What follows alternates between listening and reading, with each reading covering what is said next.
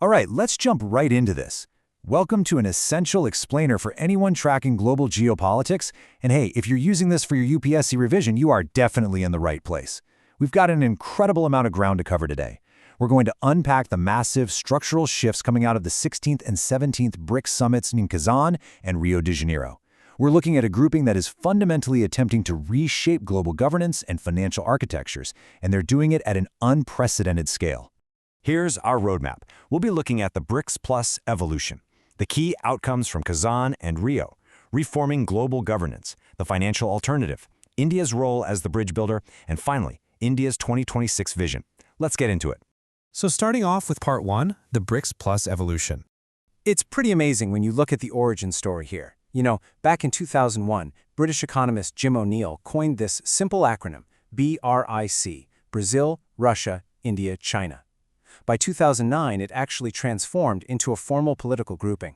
South Africa jumps in shortly after, getting us that S. So what literally started as just a catchy way to categorize emerging economic markets has systematically evolved into the primary diplomatic and economic engine for the global South. And just look at how the roster has exploded. For over a decade, it was just at core 5. But then, fast forward to 2024, and we see this massive wave of new members. Egypt, Ethiopia, Iran, and the UAE all coming on board. Then at Rio in 2025, Indonesia gets admitted as a full member. But wait, there's more. Over in Kazan, they introduced this new partner country category, kind of like a stepping stone to full membership, and added 13 wildly diverse nations from across Africa, Asia, and Latin America. Now, to put that into perspective, this expansion radically shifts the bloc's global weight. The expanded BRICS Plus now commands roughly 41% of the entire global population and about 26% of global GDP. Plus, they're absolute heavyweights in global oil production and merchandise exports. When a bloc with this kind of massive demographic and economic scale aligns on policy, well, it becomes practically impossible for the rest of the world to just look the other way. Which brings us to part 2, Kazan and Rio key outcomes. So, if we compare these two recent summits side by side, a really clear strategy emerges. The 16th summit in Kazan in 2024 did the heavy structural lifting. It formalized that partner country category and pushed hard for autonomous cross-border settlement systems, things like BRICS Pay. Then the 17th summit in Rio in 2025 pivoted heavily towards sustainable governance. They delivered a staggering 126 specific commitments. We're talking frameworks on climate finance, artificial intelligence, disaster risk reduction, the whole shebang. But honestly, across both of these summits, a super unified political stance came through loud and clear. The Rio Declaration, basically building right off Kazan, strongly condemned unilateral coercive measures. We're talking specifically about economic sanctions here. Now, without picking sides in global conflicts, our sources show the bloc collectively arguing that these sanctions actually violate international law. This really highlights a mutual desire across all these different nations to build up systemic resilience against external economic pressures. Moving right along to part 3, reforming global governance. So what exactly is the game plan here? Well, the BRICS nations are basically running a dual-track strategy. On one hand, they are loudly demanding more equitable voting power and quota adjustments in established Bretton Woods institutions, the IMF and the World Bank, to fix what they see as historic underrepresentation. But on the flip side, they aren't just sitting around waiting for permission. They are actively building their own parallel structures, like the new Development Bank and the Contingency Reserve Arrangement, to create a completely independent global financial safety net. And politically, this reform agenda goes right to the very top, the United Nations. The summit declarations push incredibly hard for a multipolar reality in the UN Security Council, explicitly throwing their support behind countries like India and Brazil for permanent seats. They're also advocating for the full participation of the State of Palestine in the UN, contingent upon a two-state solution, and consistently pushing for mediation as the absolute best tool for international stability. All right, let's look at part 4, the financial alternative. Now, we hear the buzzword de-dollarization thrown around constantly in the media, right? But looking closely at the source material, it's actually much more accurate to call it de-risking. This is an absolutely crucial distinction.